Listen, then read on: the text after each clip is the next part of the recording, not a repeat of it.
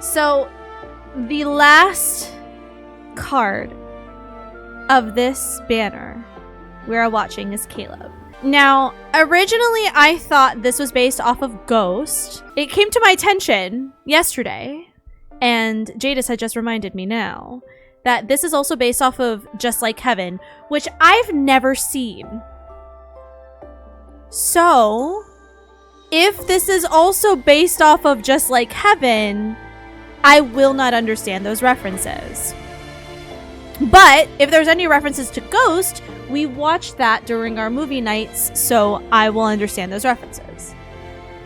What I need is a hot pottery scene with MC and Caleb. Will I get that? Probably not. But Infold, you've done so much damage, you have to give this to me.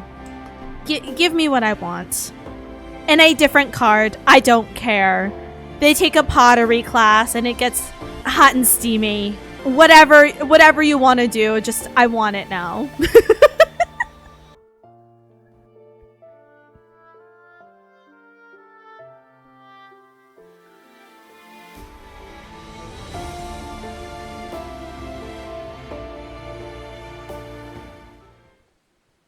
Wait, that's so pretty. At 42 Sky Blue Road, a small house sits under the sun. Oops, wrong button. At 6:59 a.m., I hover over the second floor balcony to water the plants while counting down the start of the day. To the start of the day. 5, 4, 3, 2. When the 7 o'clock chime rings, the ice cream truck rolls past on the dot. Across the street, a neighbor sets out her folding chair, newspaper, and cat. Then she opens her parasol, and with the ease that comes from doing it every single day. She turns, twists the knob on her little radio, and that same old song she probably heard 1,000 times starts playing again. Up next, a song request from Mr. Good Vibes. Up next, a song request from Mr. Good Vibes. May you have a perfect day. In a little while, the balloon vendor will be waiting by the 2nd Street corner at noon when students are dismissed. Kids will race out of the school and swarm him. Then the smell of freshly baked bread from the bakery will drift up to this balcony. Even for a movie world, this is ridiculously on the nose. Even fairy tales don't go this overboard with dreamy settings. As if agreeing with me, a loud gurgle rises from below. Startled, I look down. My poor mint sprouts are fighting for their lives. They lift their tiny leaves from the water pooling in the flower pot. I set the watering can aside and float through the attic wall toward the bedroom of someone still fast asleep. Oh. I feel like this is leaning more towards Just Like Heaven than I had hoped. We didn't watch that movie! If I had known! We would have watched it instead! It's okay. 2 minutes until he wakes up. Now's the perfect time to get another look. I float over his bed and slowly lean down. Even the way he tucks his arm under his cheek is exactly the same. This is the Caleb I know. But a few days ago, when fleet problems had him on edge, I suggested we watch a light-hearted movie to unwind. And everything's gone awry since. Hello? Awry!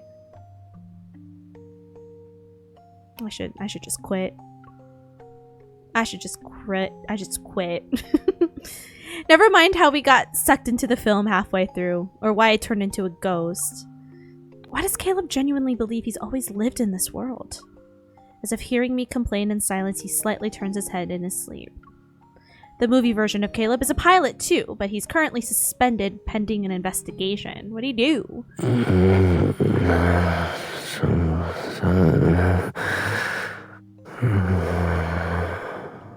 What you dreaming about, bud? What are you mumbling about? I drift down a little closer and almost... Okay, I just phased into him. Alright, not having a physical body makes it hard to judge a safe distance. I start to pull back and suddenly find myself staring into his sleepy eyes. The last traces of grogginess disappear when he sees how the lower half of our bodies are overlapping. Miss Ghost, we've only known each other for 5 days.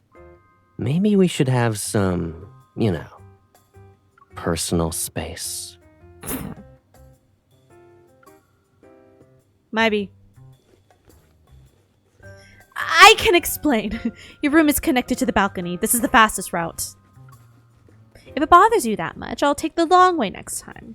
I don't want you thinking I'm a shameless person. Oh, wait. You don't even believe I'm actually a person, right? At the sink, Caleb spits out his toothpaste and glances at the left side of the mirror.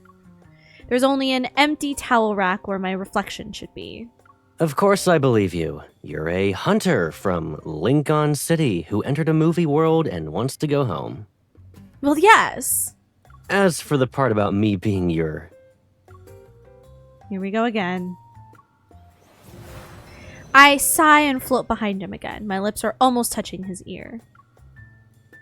You're my Caleb. How many times do I have to say it? You're my Caleb. We've known each other since childhood. Caleb dries his face, grabs the shirt that's hanging nearby, and smooths it out. He's unfazed. And I've told you that I've lived here for over 20 years. I went to school, graduated from college, got a job. Everything was fine until last weekend. Now a ghost girl is floating around and claiming we've known each other since childhood. And that everything I've known is a lie. Wouldn't it be weirder if I just accepted all of that immediately? No. No. You should. Not really. You accepted the ghost part surprisingly fast. Retorting, I know Caleb is the reasonable one here. What we are to each other now and how to go home, those things take time to figure out. Besides, after living with this version of Caleb who thinks everything's fine, I've become a little more selfish. It's nice that we don't have to worry about fleet problems for a while. It's almost like we're on vacation in a movie world. Then I realized something. If Caleb doesn't remember anything about Lincoln City, you just let a random ghost move into your house? Don't you know what boundaries are? Who says I don't? Hmm? When you were going to crawl out of my TV for the first time, I turned it off. I give up. Just go get dressed already. I was about to do that. He turns his head, glancing from me to the bathroom door. He's polite and painfully reasonable. It's not like I haven't seen your body before. Do you think I really want to stay here that badly? Besides, in my current form, a door won't...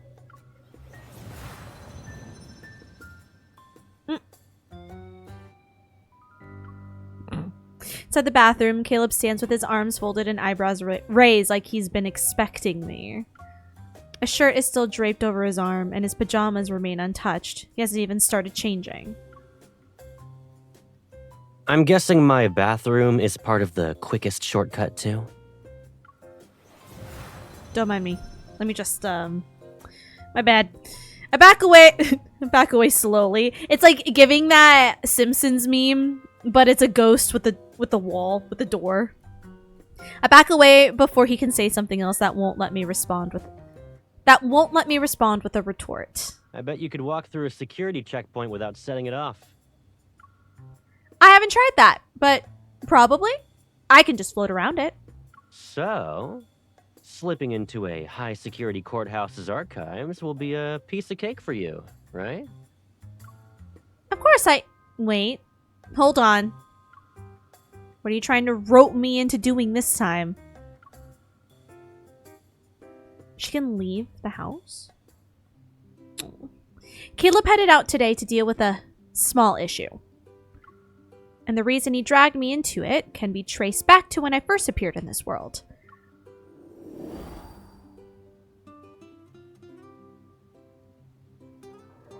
And of course they would put him in this outfit.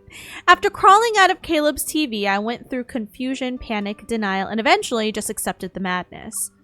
Trying to explain how we entered a movie world halfway through sounded more like rambling than an actual explanation. Fortunately, he was sharp enough to understand the important bits. Let me get this straight. You need to go home and take me with you? That's the plan. But even if you're telling the truth, that Lincoln City doesn't sound so amazing.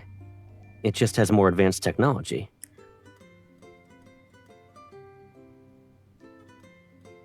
Yeah, that's valid. There's a lot of monsters just rampaging around that world.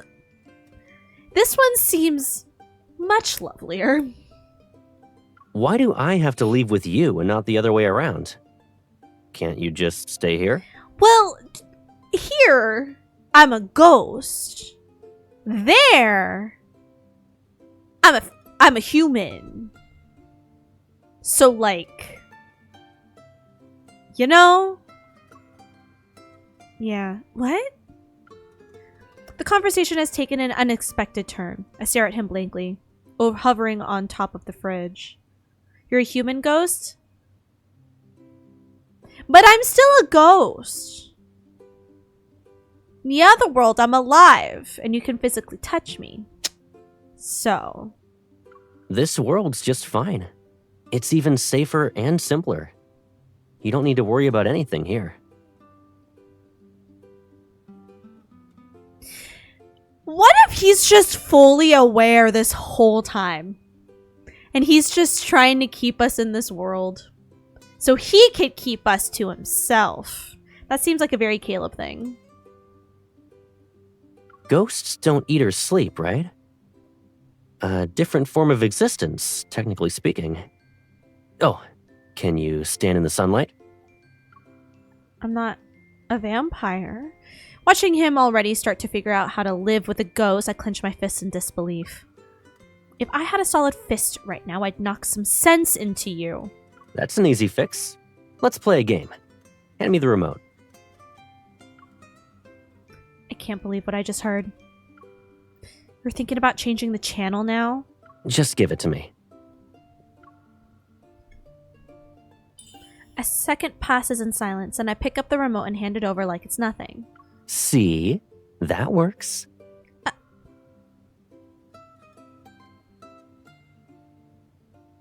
So that makes me... What do you call it? It starts with a P. What type of ghost is this? Starts with a P.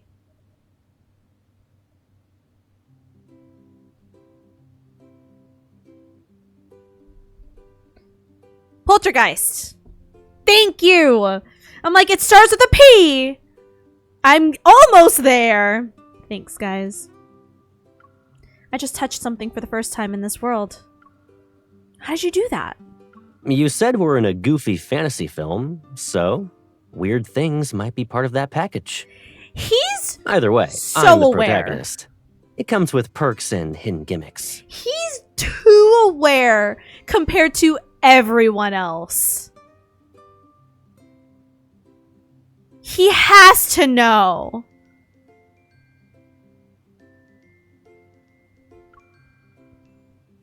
How many times do I have to repeat that you're not a movie character? Caleb only shrugs and changes the channel to one playing a classic movie. Over the next few days, Caleb kept tossing me small favors.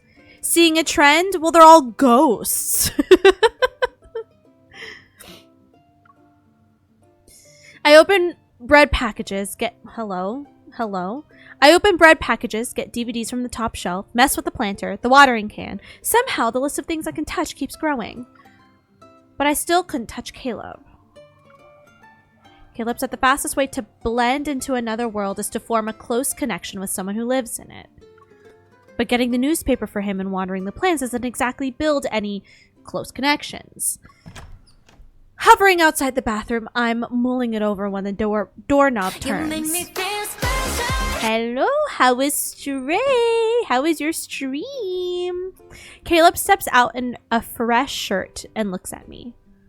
Oh, you missed it. He was in his, like, tight tight black turtleneck. It was incredible. You could see the nips and everything. Let's go.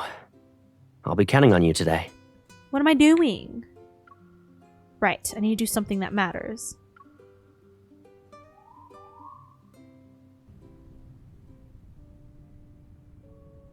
I'm nosy. What's happening? The favor Caleb needs this time has to do with the investigation on him.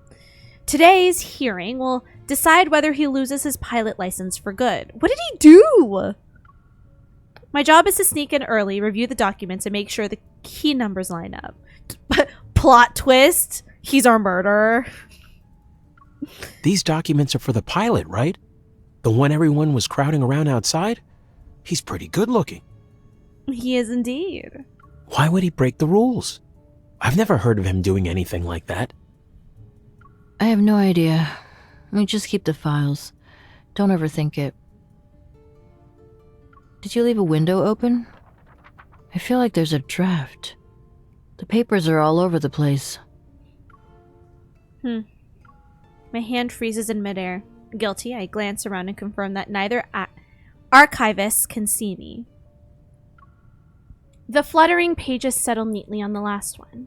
Caleb's flight log. It's just as I thought. This doesn't match what Caleb remembers. I memorize the suspicious entries, close the file, and pass through the archives wall. Ooh, pretty. During the hearing, Caleb challenges those entries. His arguments are strong enough that the panel has no choice but to temporarily halt the session. When it ends, I float to the entrance and wait for him. From a distance, I spot his fluffy hair emerging from the crowd. Its tips have taken on the sunlight's golden hue. A few guys walk beside him. One gives him a congratulatory shoulder tap.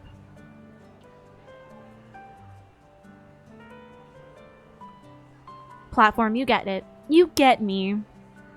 Because yes, he's wearing so many layers.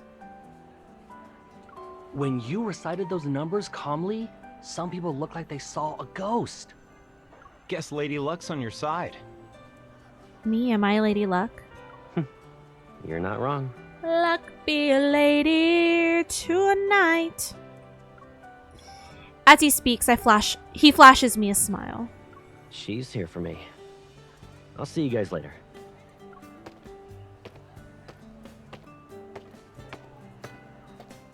He has a shirt, and a vest, and a tie, and a jacket.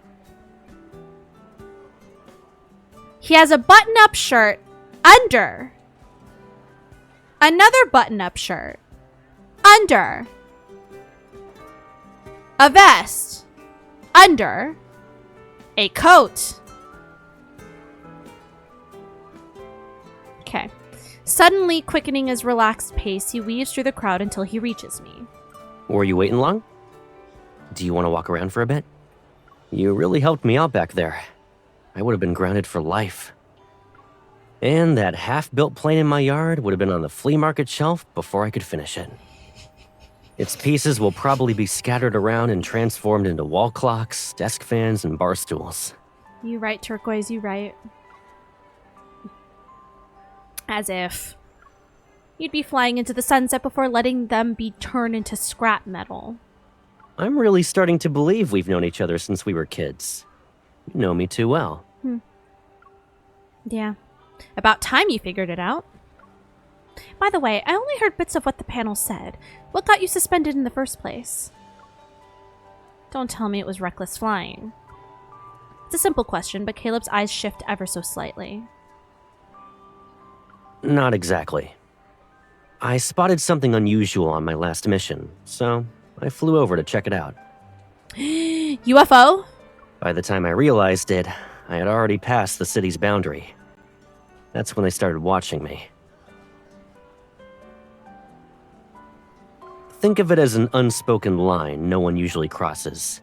It wasn't actually dangerous or anything. It's still unfair.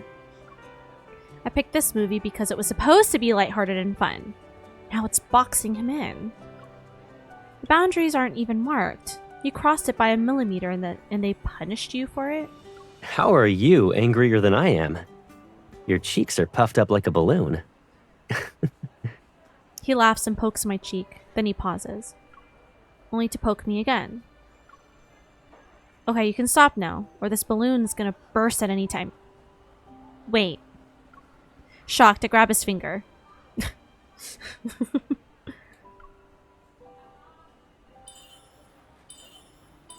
My hand travels from his finger to his arm, shoulder, and cheek. Caleb, I can touch you. Caleb stops for a moment. Then he raises his hand toward mine as it rests on his cheek. He takes my hand and gently guides me back down until I'm standing on solid ground. See? You really did something big for me today. And there's your proof. Is that so? Does that mean you should thank me properly?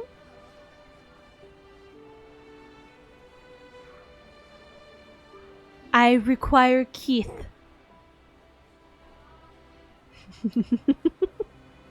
I was thinking the same thing. I require Keith.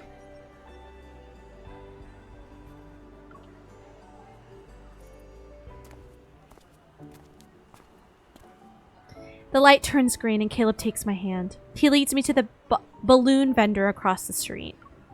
It's not long enough before he returns with what must be dozens of balloons. They're in every shape and color imaginable. He gathers all the strings into one bundle and loops them carefully around my wrist. If you want to thank someone, flowers are the usual choice. But a bouquet feels more like something you'd give to a lover. So give me like 5 bouquets. Since we've known each other so long and well, this seems more fitting. Oh? You're finally admitting it? What can I say? Life's been great with you looking out for me. I'm still convinced he knows. Because, like, it's so different than the others. He has to, right? He's always been cheeky, but he's feeling extra cheeky. You finally realized it. It's only been a week, you know. But I'm already forgetting what life was like before you showed up. The balloons around my wrists sway and wrestle. The wind is picking up. So are people just like seeing... So here's the thing, right? We're still a ghost. So people are seeing him talking to himself, first of all. And touching, he's like miming, touching someone. Second of all, like, if these balloons are stuck to our wrists, then people are just seeing floating balloons. Like, huh? Someone's got to notice. No worries, you're all good, Jadis. In any world, the wind is still the wind. You can't see its shape or its edges, and yet you feel it all the same. And when it lifts your hair, no one wonders where it comes from or where it's going. Not the first time someone assumes Caleb is crazy, and you know what? You're so right. I think my relationship with Caleb is just like that. So, this is what we were in Lincoln City? You could say that, more or less. Then I'll have to relearn how to handle this from scratch. I'm a little rusty, though. You need to cut me some slack. I still require a kith. A kith for good job. Sir.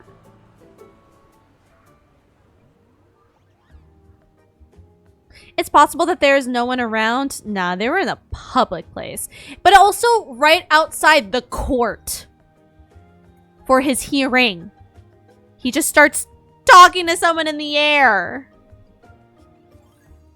Crazy. The balloons are eventually tied to the balcony. Then I water the flowers. And I sometimes gently pull the strings. That one Judge Judy gif? Literally. He's talking on the phone? Nah. Is this how you talk on the phone?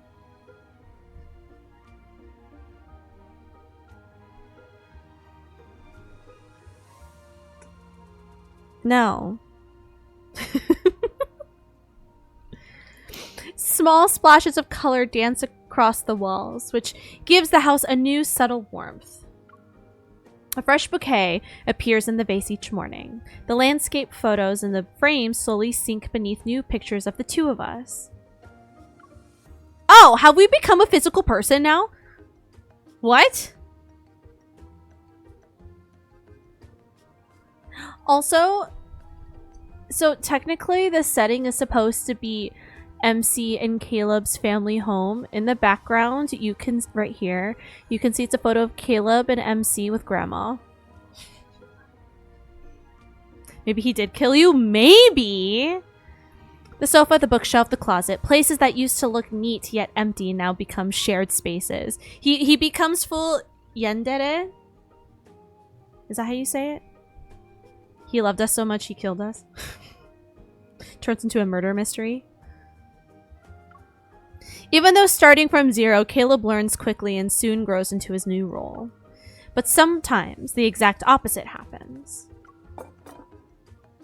You're rationing breakfast now? I slide the plate toward Caleb.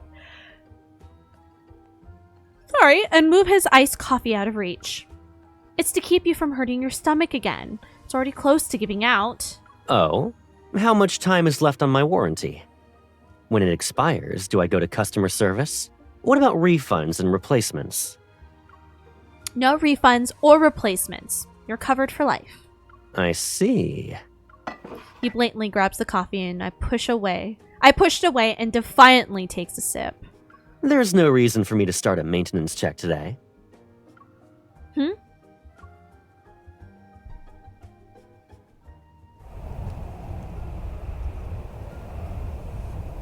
The wind is so strong and your hands are freezing. Maybe we should go home and grab a coat. As he's wearing one. Caleb keeps walking against the wind, his coat sash fluttering before me. He turns and gives me a puzzled expression. You remind me of a saying. Sometimes you feel cold because someone says you are.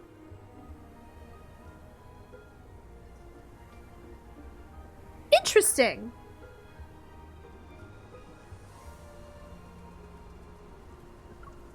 He probably doesn't know that he said almost the exact same words to me not long ago. Yeah, literally, I'm like, who fucking says that? I'm like, but it's because he said it. That's why. In any world, Caleb has the same set of twisted logic. I just remembered one too. When someone's being stubborn, a couple of punches to the head usually fix it. Ugh, excuse me. Is that so? Too bad you can't float above me and smack my head anymore. Thanks for the reminder. I latch onto Caleb's arm and pivot us toward the house before he can protest.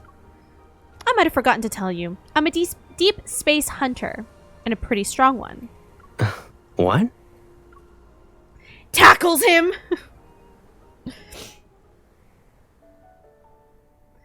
A bigger display cabinet has somehow appeared in the living room. Framed photos now cover the walls of the house and spill into the study and bedroom. On the balcony, the mint is thriving. It's lush, stubborn, and refuses to die. Summer is so loud and lively that I can almost believe it might last forever. It's raining early in the morning. We decided to stay in. Caleb is curled up on the sofa. He's reviewing flight routes and scribbling symbols along the margins of the documents. Bored out of my mind, I lean against him and watch TV. The windows have fogged over, so I draw a circle on the glass. What's that supposed to be? A sun?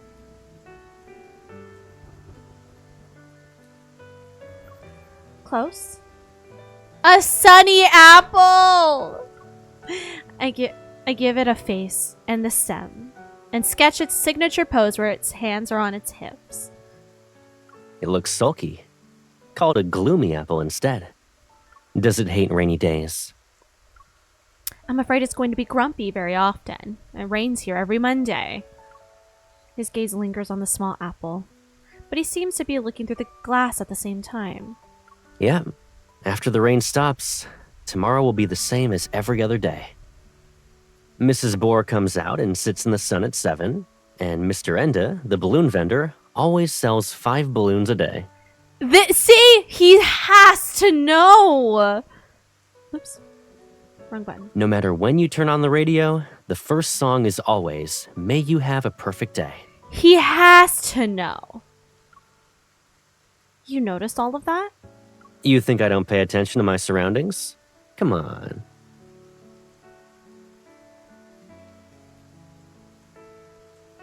Caleb ruffles my hair, his hand lingering there as if he forgot to move it. Doesn't it feel repetitive?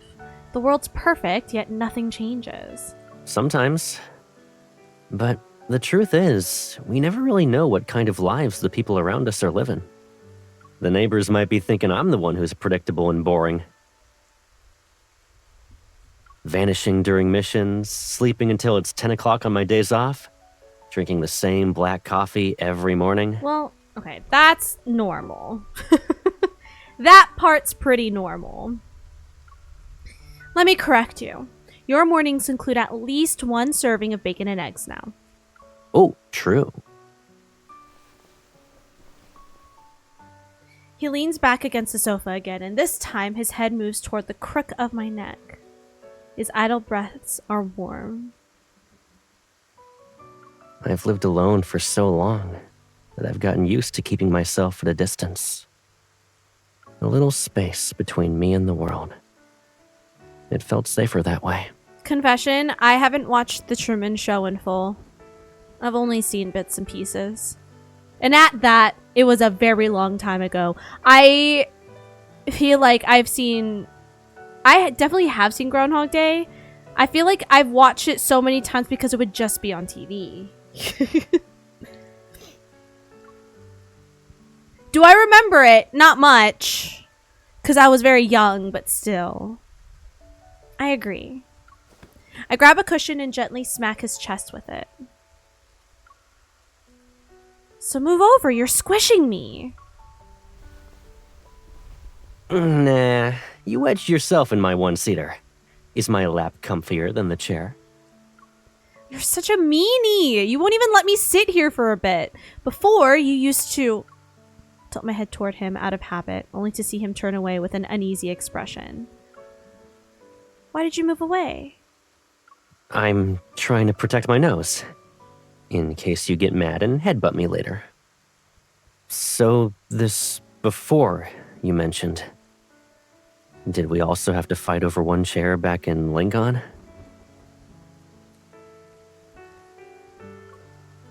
Yep. Sometimes we even had to share a bed. Clearly see the shock in his expression this time. I'm a guy. Why would I share a bed with you?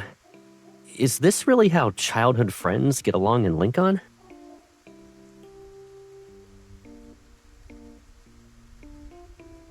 You're so dense. Caleb. Sweetie. Caleb!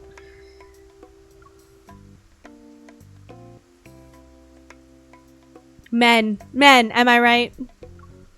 Well, storms freaked me out when I was a kid. You'd help me calm down. Caleb stares at me for a few seconds. He still doesn't know whether or not to believe me. If the thunder's loud tonight, you can still call out to me. No, it's okay. I'm not a kid anymore. And you're right. You shouldn't be hanging out in my room. I stand up, pretend I'm unfazed while my heart is screaming in silence.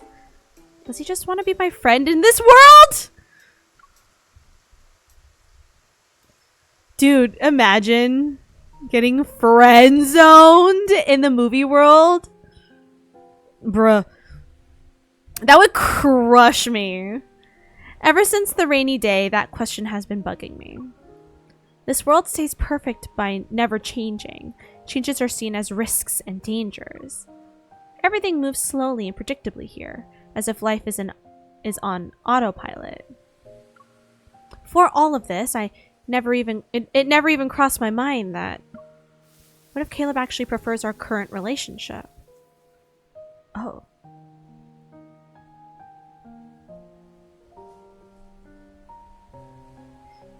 Which I was gonna say, like, it also kind of, which, yeah, that is giving Truman Show.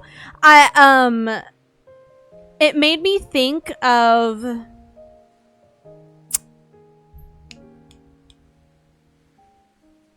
fuck, what's it called? It's newer. Not that this would be based off of it because it's not a romance film, but it's the one that has Florence Pugh and Harry Styles, right? Where, like, if you travel too far, you'll see what you're not supposed to see, and then you can, like, they come after you. Has anyone else seen that movie? It's like something Darling. I don't remember what it's called. It was good. I liked it. It's not the best movie out there, but I think Harry did okay. Florence did incredible. But that's kind of what it's giving me, right? Because he's flying and he saw something that he wasn't supposed to see, and he crossed that border, and then he got in trouble, you know? Don't worry, darling. Thank you. That was also a simulation. Exactly. But I do, like, it's, which, I mean, it's also giving Truman Show. And the husband was in on it. Well, yes.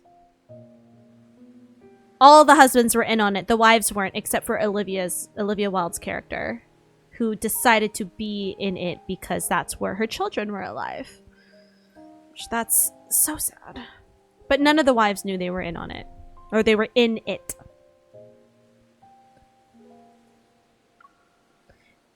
But we're way past the point of being just friends, even if he wants that. I don't.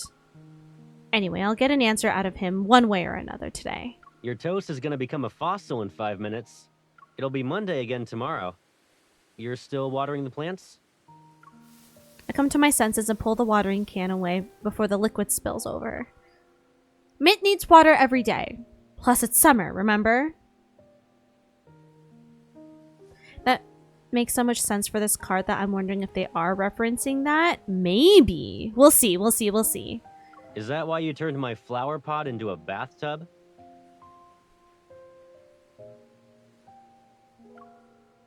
I've got just one last pot to go.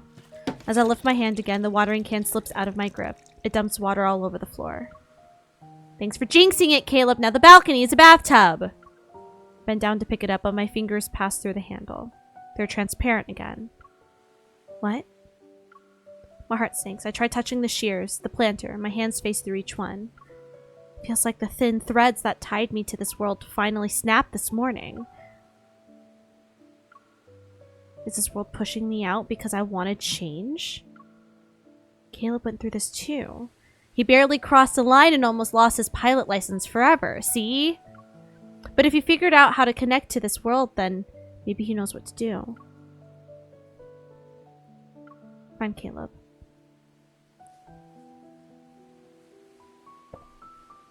I love this outfit. I turn around and see Caleb standing there with a breakfast tray in the most beautiful of outfits from the spring card last year. Judging by his expression, it's obvious he saw my desperate attempt. Turn that frown upside down. You're fine. Eat first. Let me worry about everything else. Well, I can't grab things. You're gonna have to feed me. Here comes the choo-choo train. But it's toast. Over the next few days, Caleb throws himself into trying every method he can think of. Anything that might let me touch objects again. But the more he tries, the more obvious my connection to the world is fading. Caleb peels off another sticky note and places it on the fridge. It lists a few new ideas he thought of last night. Beside it are more than a dozen similar notes. Each one is crossed out.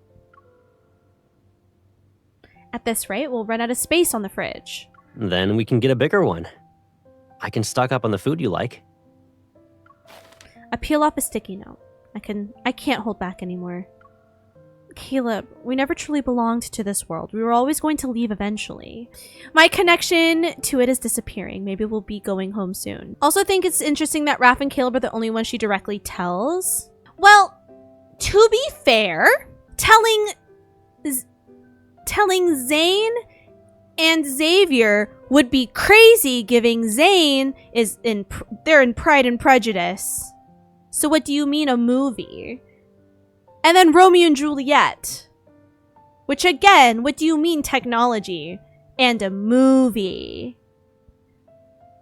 There's like no way. And then Silas's was also very different as well. She didn't really talk much about it either. But the way that played out was very different than the others too. Like, it never comes up because so many other things are happening. Okay, so my connection to it is disappearing. Maybe we'll be going home soon. Caleb pauses, his hand resting on the fridge door. He pulls back the pen and spins it between his fingers. His expression remains calm. You haven't talked about Lincoln for a while now. What was I like there? The question is abrupt, and I can only give a vague response. Technically, you are in Skyhaven. Technically. Well, a summary won't do you justice. You're complicated, and people probably have different opinions about you. So, Jadis, maybe we don't bring up that part. Let alone the bionic arm that we haven't watched that exclusive card yet because it hasn't come back in the pool. Turquoise, please! You have too many secrets. I can't say I really understand what you really want or the life you wish to have. I thought we were close in Lincoln. I still have more to say. Don't interrupt. And you've been keeping your distance from me lately, haven't you? We can't even sit together on the sofa. Anyway, no matter what kind of life you've lived or what choices you've made, you're still Caleb, the most important person to me.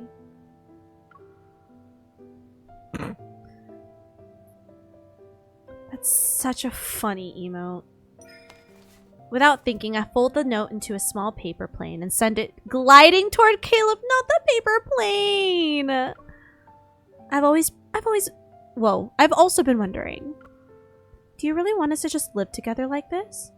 Like, we're close, but we never cross any boundaries. Caleb smiles but doesn't answer. Instead, he picks up the paper plane and unfolds it. You can unfold a sheet of paper, but the creases always stay. If I follow them and use a bit of imagination, I can figure out what it used to be. I don't have the memories of folding it, but I can understand the feeling of holding it.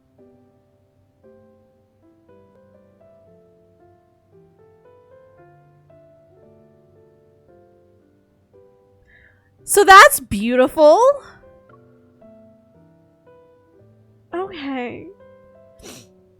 He refolds the paper into a small crane and places it in my palm. So of course I can feel it. Everything I once felt when I was by your side.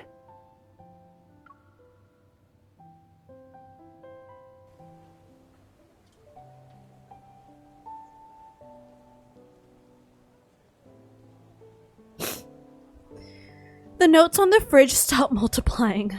Life seems to return to its usual rhythm. Soon after, the second hearing ends. The chairperson announces that Caleb is reinstated, and it's effective immediately.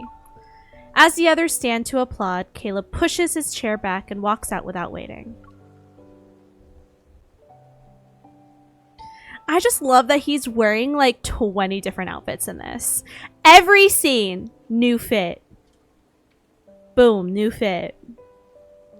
And this one, I have this one, and I like it very much. I thought you'd be happier about this. It's nothing special. I'm just getting back what was mine. Sunlight streams down from above. Oh, this is his pilot uniform, is what they decided. His uniform is crisp, and the pilot insignia on his shoulder reflects a faint glint. Despite all this light being around him, none of it reaches his eyes. Wait, I really like this outfit on him. It's giving Slytherin. Wait, what Hogwarts house do y'all think Caleb would be in?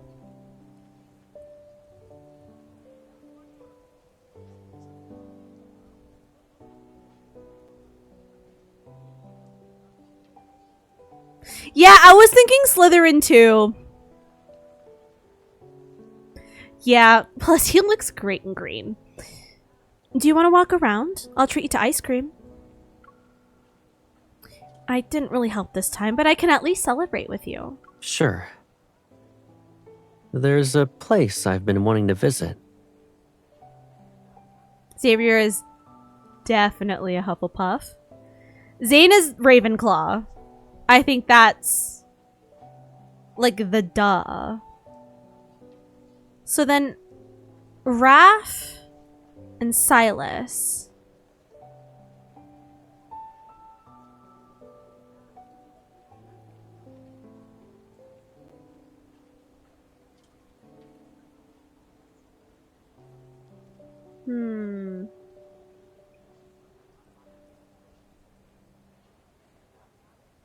I don't know if Silas fully gives Slytherin to me. I don't know. What do you guys think for those two? I feel like I'm not as like sure. Yeah, that's what I was thinking. Like, I feel like Silas gives both Gryffindor and Slytherin, but I don't think he's like fully either.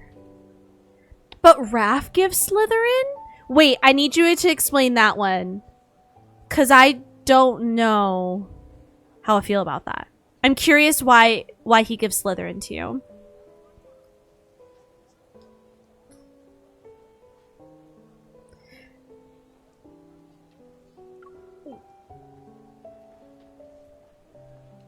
I can fly you there myself now. Ooh! Caleb reaches for my hand like he always does, but this time our palms begin to overlap. He pauses before slightly relaxing his grip. Let's get going. Here's to a perfect day. Sunlight fills over every corner possible. It's the same clear sky as always.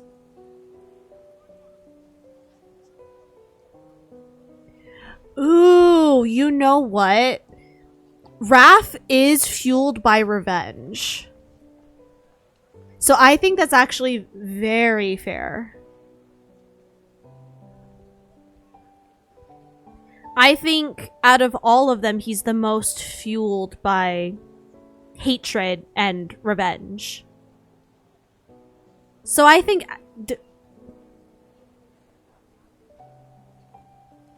that's actually fair.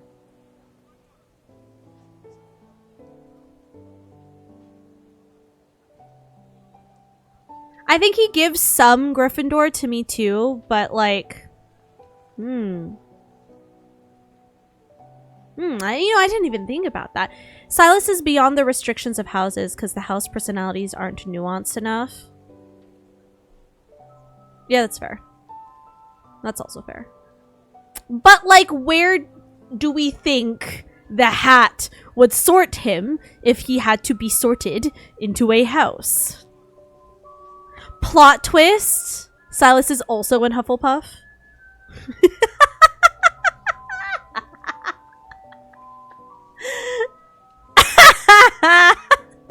Wait, but like, what if Silas was mistakenly sorted as a Hufflepuff?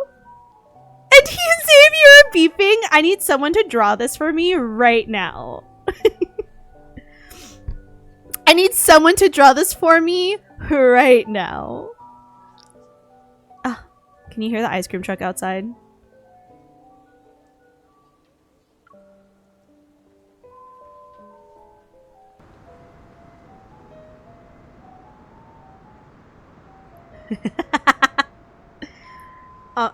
Amadeus, it's Love and Deep Space related.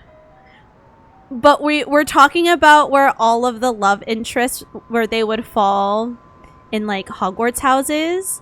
So we decided Xavier, Mr. Sleepy Boy, is definitely a Hufflepuff. He's Hufflepuff through and through, and I think that's why I really like him, because I'm a Hufflepuff.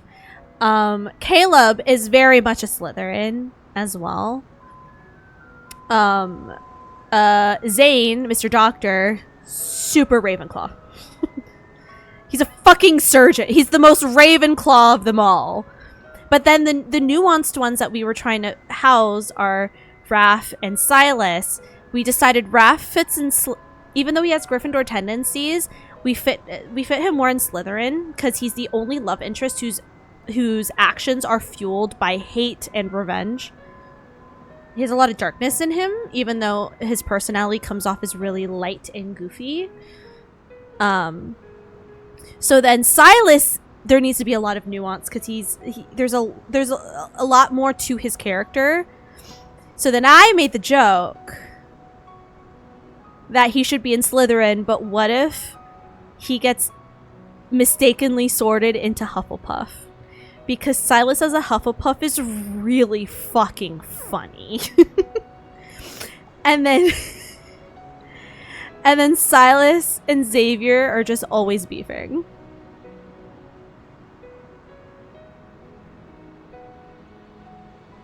Okay, but does like Amadeus understand? I don't know if you lurk during these streams, if you understand the personalities enough to draw this.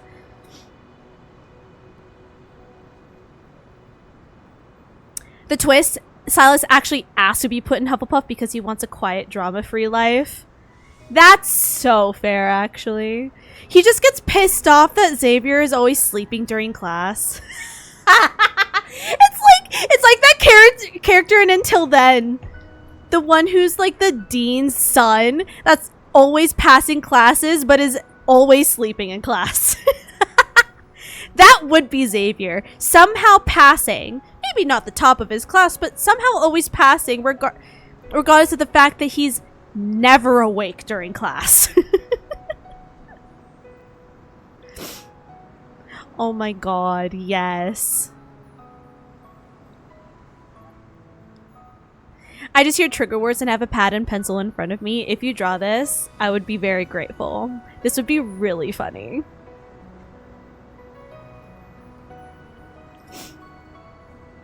Gryffindors break down the door. Hufflepuffs knock. Ravenclaw finds the key and Slytherin picks the lock. Oh. Interesting. Yeah, Xavier would knock. Silas would break down a door, but also Silas would pick a lock. He would do both. Raph would also do both.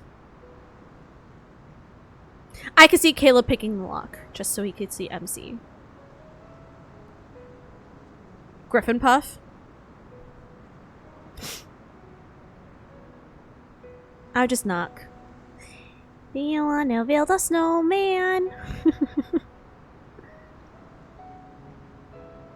Do you want to do some spells, man? Following the route Caleb marked earlier, we fly south in a plane he modified himself. For some reason, he brought the DV camera from home. It has all the photos we've taken recently. The city's outline disappears below us, and it's replaced by drifting clouds and a wide expanse of blossoms. I've never seen a sea of flowers that huge. It's beautiful. But if you look closely, the colors are all arranged in almost the same way. Feels like we're flying through the movie's Flower Field Asset Library. Maybe no one expected someone to fly out this far. It saves them the trouble of adding details.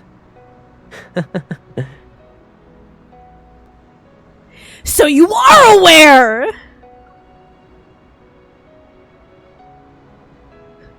Her laughter mixes with the wind blowing outside the window. So you know!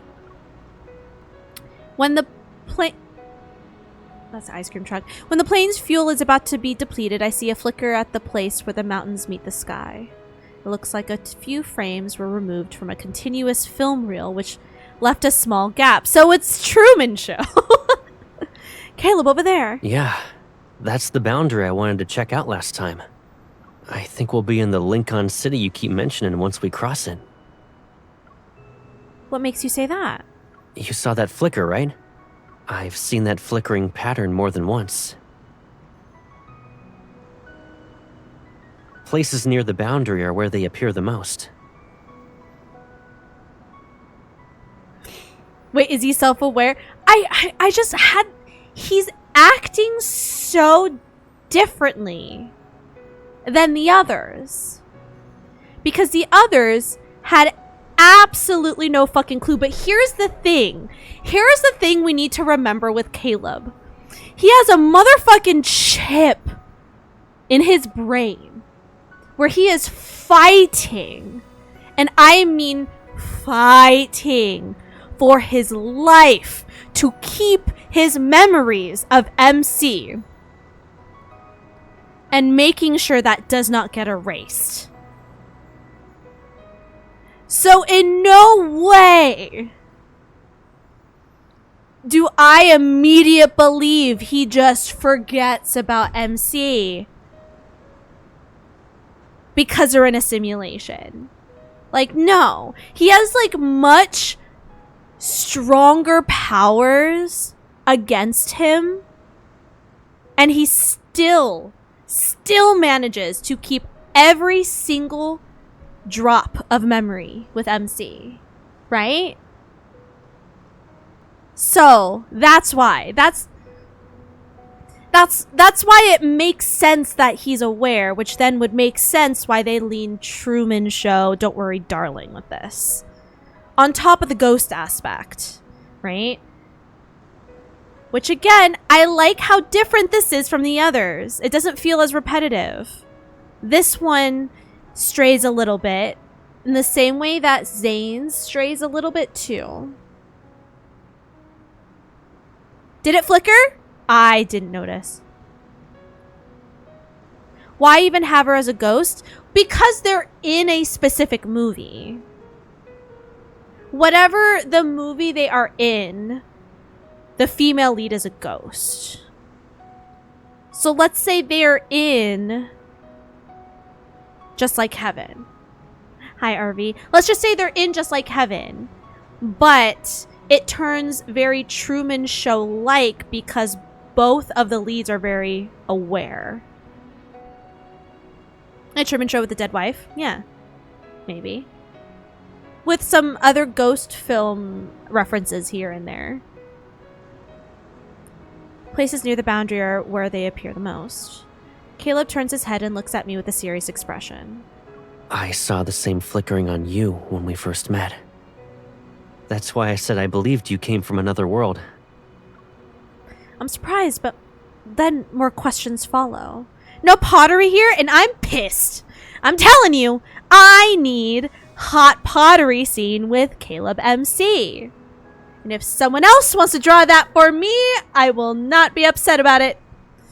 But I will not make you do that, Amadeus. That's asking a lot. That is me and my horny, and I will not ask you to draw that. I'll commission it from someone else. If you knew about all of this, then why didn't you tell me? You never asked. If you had told me sooner, you might have returned to Lincoln on the first day. My feelings become complicated. Seconds pass and I can't resist punching his thigh. You're unbelievable. Alrighty. The exit you're looking for is up ahead. If you want to leave, the remaining fuel will be enough to carry us through. Do you want to leave with me right now, though? The plane remains steady among the clouds, yet my mind returns to the question I couldn't answer a few days ago. Wow, Caleb lying to keep her with him? Shock! Gasp! Who would have thought? Oh, I would be pissed too. But also, I'm in a plane as a ghost. I think I can really only be upset for so long, considering my situation. What kind of life does Caleb really want?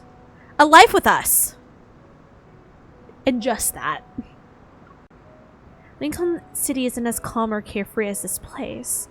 There's a lot to deal with. We'll run into danger and take on heavy responsibilities. You'll have an endless stack of reports to review. Wait, you don't want me to go back? It sounds like you're trying to make me stay. I'm telling you to think carefully. Sunlight filters through the porthole and lands on his face. He steadily maintains control over the plane and smiles. That's it? You think I can't handle those things? You have a point. The engine roars and the route to go home appears. Feeling tense and expectant, I look at Caleb. When he remembers everything after we return, I wonder what expression he'll make. Oh my god, and it turns into Groundhog Day and they wake up in the same bed. Can you imagine they did that? I'm gonna be pissed. I should tease him first, and then... Huh? I follow his startled gaze. The nose of the plane pushes into a translucent barrier. The aircraft slows as if pressing into glass about to harden, until it finally stops. The last of the fuel is burned during the strain. The plane begins to spin, and the world twists into a swirl of colors under the sunlight. Everything starts to fall. I close my eyes and the world gives way around me. Well, we can't die twice. Maybe.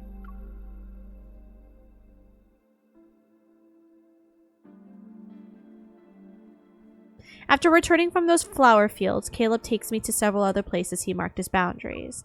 An abandoned airport runway, a lighthouse at the end of the coast, the top of a Ferris wheel. They share similar traits. The light wavers slightly at one spot like a reflection on a thin sheet of glass. We try getting closer to that spot, but even the widest gap among them is only large enough for me to pass through alone.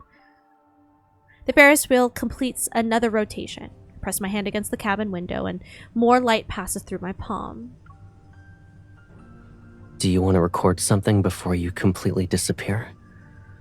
Well, that's disappointing. Like a documentary? Will it be called A Perfect Day for Caleb and Val? It doesn't need to be perfect. He turns to the side and takes out the DV camera from his bag. The silver casing is bright and clean. It's the way that this... I mean, they all kind of parallel their stories. But, like, I feel like Silas's really paralleled his and MC's story, and this one really parallels their story.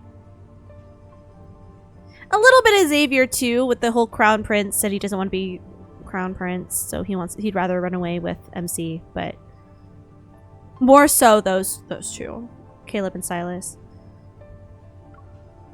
Thought it broke when we crashed in the Sea of the Flowers. It came back with the plane wreckage. Reassembling something this old wasn't easy. I visited 6 or 7 shops for the lens alone, but I got it to work. Stop it. Get it out of your brain. No. He aligns the lens, and the light slowly gathers inside the frame. I want to have more records of you.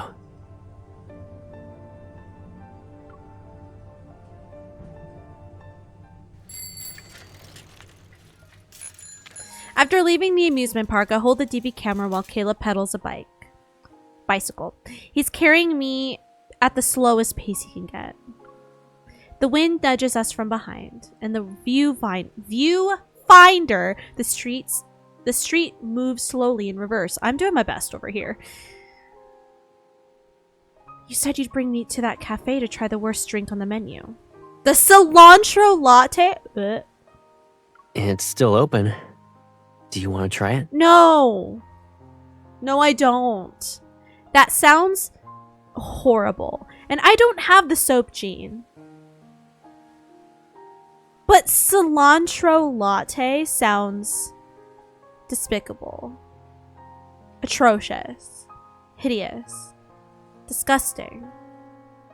Why? We'll probably scare the staff. Pass. We can film ourselves and pretend we tried it. You can get a sip at another time, though. The camera keeps moving as we pretend to do all the things we planned. Pretending to sip lattes and go on a movie date, we act as though we won't run out of time or watch the battery die.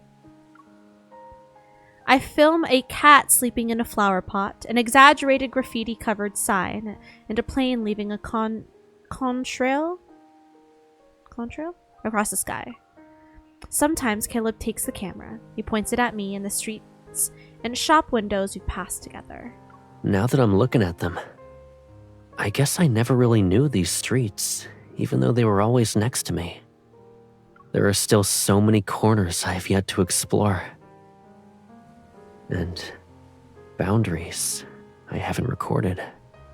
One day, I'll figure out a way through one of them and find you. By the way, guys, we need to lock in. I've used all of my ad snoozes. We got 7 minutes. Everything around us is quiet. Light filters through the leaves and flickers around the lens. No more distractions. That goes for all of us. Because if you're distracted, then I get distracted, and vice versa. It's a cycle. He lowers the camera. His steadfast gaze is clear and fixated on me. That's what I thought I was going to say. Thankfully, you didn't. It sounded too much like a sign-off. I say it nonchalantly, but I turn my head so he won't see my expression. Yeah, I figured as much. I tried getting a close-up of you and that mountain of balloons you're holding. The camera refused to focus, though. Then I played it back and realized the blur doesn't really matter.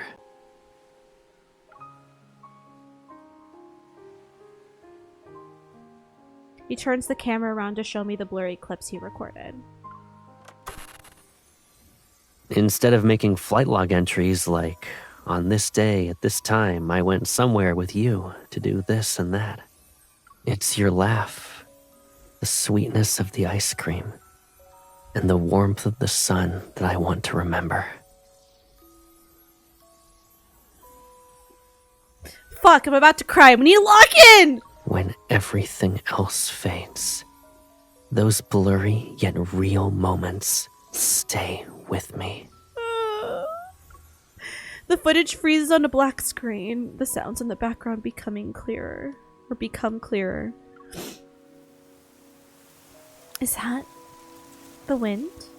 Yeah. As long as the air moves, the wind is there. Wind has no shape and no boundaries, so it can go wherever it wants. Do you hear it?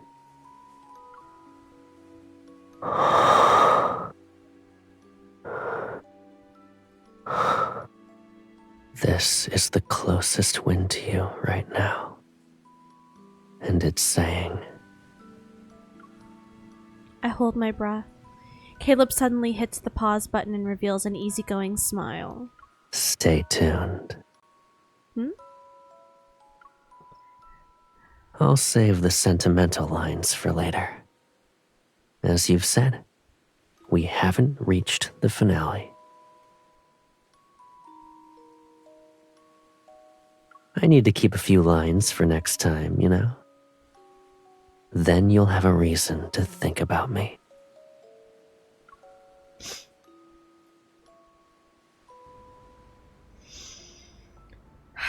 It's evening when we return home. The camera's battery's almost dead.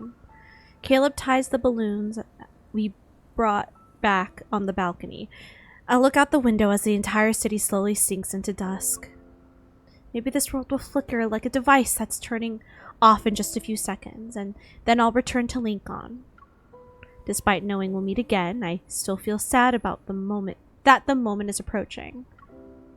Before I leave, I should properly say goodbye to this version of Caleb. I think before picking up the sticky notes on the table.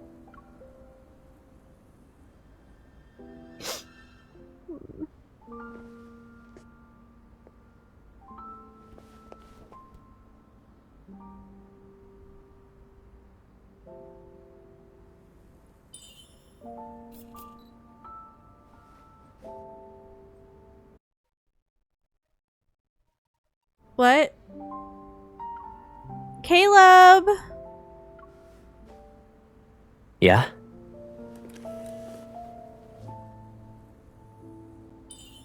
It looks like you missed one. So that's what you were hiding from me.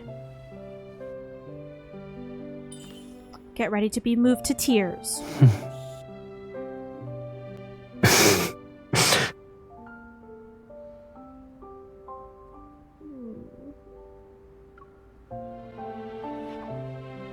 Zero tears. Do I get a prize for that? We're supposed to cry.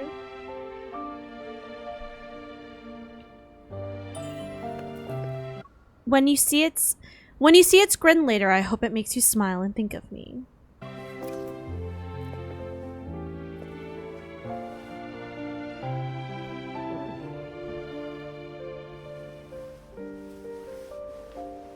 Like this?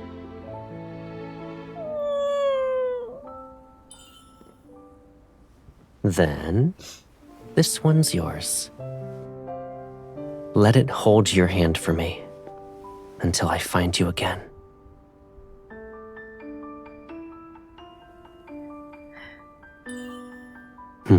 What was it? You better be quick. Oh, his face.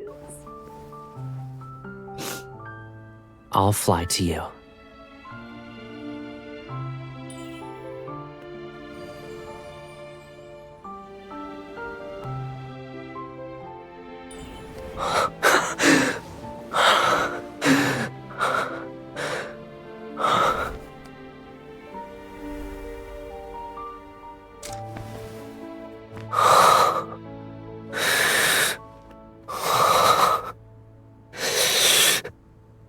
Caleb.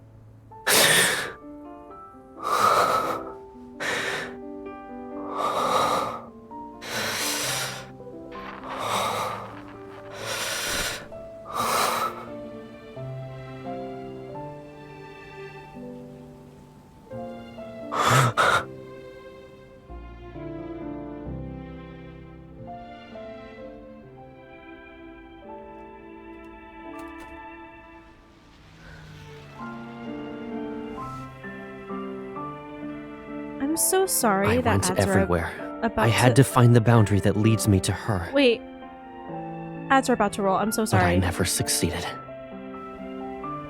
There's dialogue.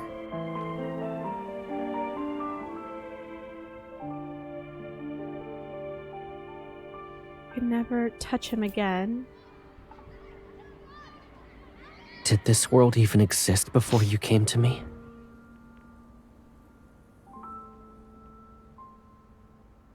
This is very Ghost. We're just by his side all the time.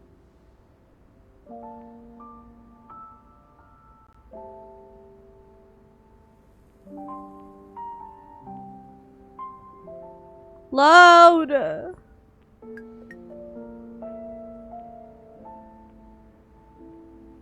Let it hold your hand for me until I find you again.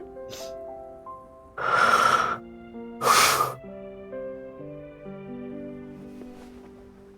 can't let him go on like this.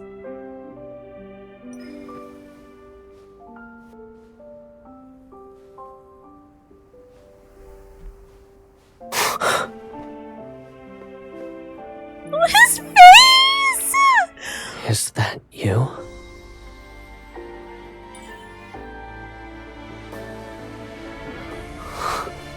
You've been here with me all along.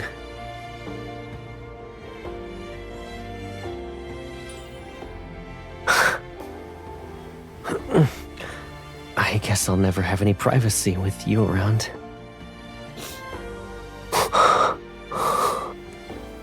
Do you mind coming a little closer? Of course not.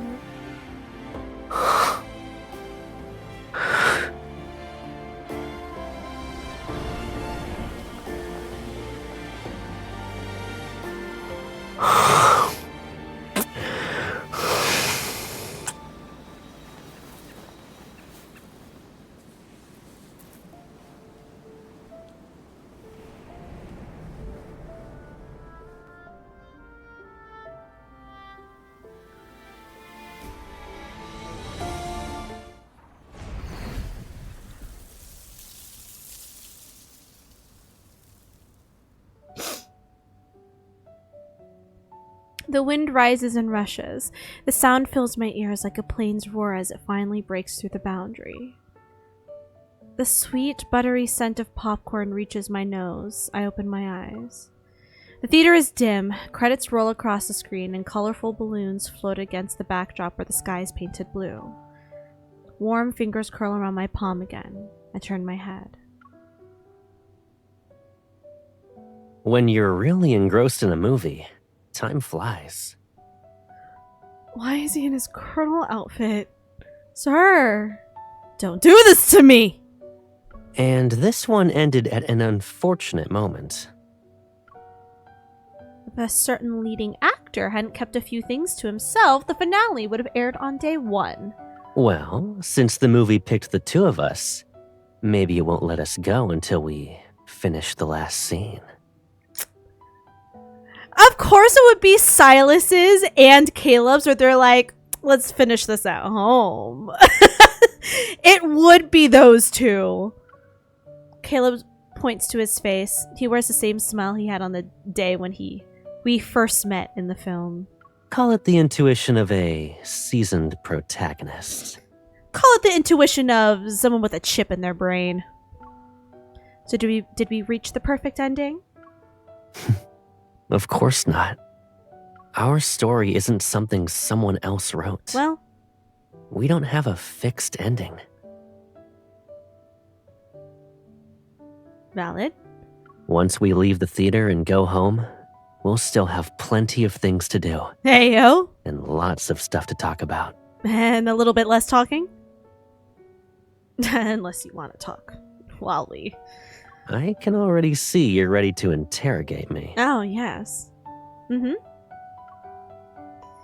What he said was true. Many things come to mind, yet emotion always arrives before reason. My heart feels like an overfilled balloon. Light, stubborn, certain. It floats past every boundary as it floats toward Caleb. He said he had saved some lines for me. I didn't forget. You owe me an answer since you made me wait a long time. Oh, that. I thought I already answered your questions with actions. Like right now.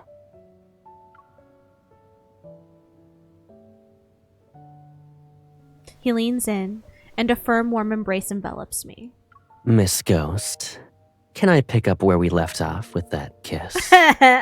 Gladly. I don't know. Do you actually think you can kiss a ghost? If I believe she's real, then yes. And I know she's always there with me. Our adventure never ends. The last balloon drifts out of sight. The silence settles, leaving only the wind and its echo. I close my eyes. Because of him, the world unfolded again, like an adventure just beginning.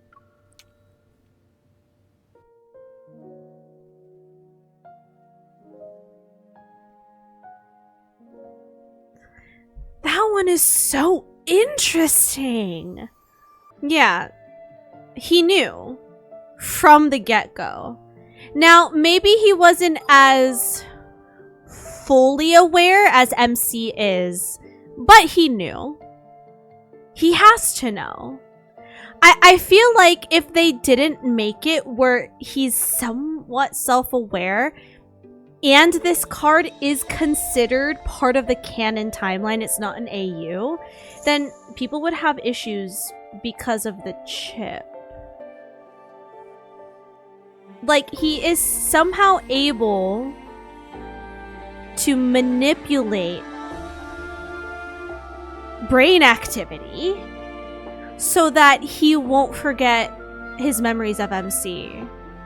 And if it's the memories of MC that are the ones being affected by this simulation, I lost my train of thought. But I'm pretty sure it has something to do with specifically with the chip, you know? Well, there is the K-pop one where he looks at the camera. True. True. To be fair, I feel like that was also a call, a little nod to us because he had been waiting for so long for MC to give her consent. Okay, we were actually able to watch all 5 cards here on stream. I think I very much enjoyed every single one of these. I thoroughly enjoyed these. I think every single one was so well written. I loved all of the movie reference nods. And I love that they were written in a way that they really truly make sense for each love interest and love interest story with MC in particular. I think if I have to rank them, God, my top favorite is still Xavier. But a very close second is Caleb's. It's just, I'm such a sucker for period pieces. That's just how I am as a person. That's just how I am as a hopeless romantic. I fucking love period pieces. So if that influences why Xavier's up here, but like Caleb is right here, which I'm an Apple star through and through. But I feel like Caleb's is the formula of how that story is written is the most different than the others. Ooh. I have to put away my biases of characters for a bit because y'all kind of already know that Zane, while it's not that I do like him, but he is 5th place for me in terms of love interests. I mean, my holy trinity in particular is Caleb, Xavier, Silas, right? So I need to put that aside because I think in terms of writing and the actual story, I think Raph's would then be placed 5th for me. Not that it's bad. Let me preface, because I loved every single one of them. I think Raph would then be 5th. Oh, I agree. I think we lucked out with the order that we watched these, because having it start with Zane and then have that book speak to us, that's like our introduction to what these cards are. And then, you know, the middle 3, they do differentiate of how, but they're more or less the same thing. They want to watch a movie, they hear about this place, whatever, they go, they figure out we have to change something in the story, and then they leave. Now, with Xavier's in particular, or technically, we really mostly felt that with Raph's. We don't really feel that need of we need to change something in Silas's and Xavier's, but it's still a very similar formula. And then we end on one that's very Truman Show-like, where it's very different, where the love interest is actually self-aware to an extent. And that changes the dynamic of how the story has to be written. So the Don't Worry Darling Truman Show aspect of it was very fitting for Caleb. Anyways, first place, Xavier. Very, very, very close second place, Caleb. Oh, tie them? I think I might have to. So I guess it makes first, Xavier, close second, Caleb, Zane and Silas are tied, and then Raph.